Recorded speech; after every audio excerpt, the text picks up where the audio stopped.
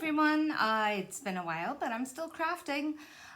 So I wanted to do a little video about one of my hobbies, which is crocheting. And lately I've been showing a few people how to start off, and it's come to my attention that while there are tons of videos online that show you all the complicated wonderful things that you can do with crochet, there aren't that many that cover the absolute beginner basics. So that is what I'm aiming to do here. Just a couple little things about terminology and what to use. So first of all, crochet is done with a crochet hook. They look like this. They come in all sizes. There's lots of different kinds. I personally prefer the metal ones, but you can get wooden ones and you can buy plastic ones. The plastic ones are handy if you're traveling because TSA allows you to take them on the plane, which is why I have plastic ones. So anyway, which hook should you buy? Well, that all depends on what you're planning on crocheting. So if you are going to do some very fine lacy type work, making doilies and lace collars, I don't know, what lacy stuff, whatever you decide to do. You're going to use really tiny little hooks like this. And if you're going to use some big chunky yarn, you're probably going to want to use a big chunky hook to crochet your big chunky yarn. But if you're not sure, when you go to select your yarn, what's very handy is on the back, make sure it's the right way up. You see right here, right on the back here, it shows you a little crochet hook and it tells you what size you need to get. So for this cotton yarn that I actually used to crochet one of those bikini tops that are in right now for my niece, you need to use a 5mm crochet hook, which is this one right here. So you can tell because it is written on the crochet hook. So if you have a quick look there, you can see that says 5mm. It actually says, my goodness, I need my glasses.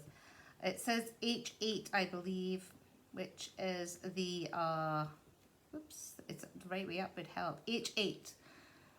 Yes, it says H8. 5mm, which H and 8 are both American designations that are used for sizes. So alphabetically, your crochet hooks are different, you know, C, D, E, F, G, H, that kind of thing. And then they also have numbers. But I find it easier to go by the millimeters, which is the European way. So maybe it's just because I'm, well, formerly now European girl. Oh, let's not talk about Brexit. Anyway.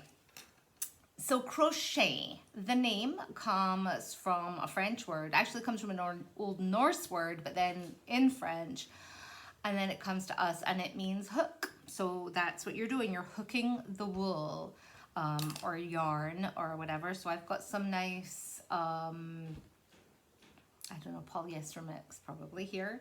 I've used it to make a few things, and I'm going to show you the most important knot that you will ever learn. This is the knot that is the foundation for all crochet, and it's a slip knot. And you twist the wool around, you pull it through in the middle, and you pull that little loop, and then it just disappears. So this slip knot, practice tying it. Okay, let's have a look at that knot. It's a slip knot. You wind it around. You're going to hold that little cross with your thumb, stop it coming out, and then pull it through, and that's your slip knot. And these disappear super easily. Wind it around, hold it. There you go. And that's what you need. So you're going to take your crochet hook. Once you're ready, you put it through the slip knot, and you want it to be nice and snug on this barrel. So it moves around, but you don't see a big gap between it and this part right here. You want it to be on the wider part, not on the narrower part. All right, and then we're going to start chaining. So you're going to hold your wool so that you've got control over it, and you're going to hold this little knot in place so that it doesn't slide up and down too much. You move your hook to behind the wool and you pull it through with a little twisting motion. Little twist right at the end, just like you're ducking under that wool. There we go. And you just keep going, keep letting that wool feed through. Keep pulling your chain down. You can see, pull it through. Pull it through. There you go. And this is what you end up with. A nice, hopefully neat length of chain stitch. And you're going to have to practice that because when you start, it's not going to look like this. And at the end, it should come apart super easily. And after that, it's just technique. So good luck and happy crocheting.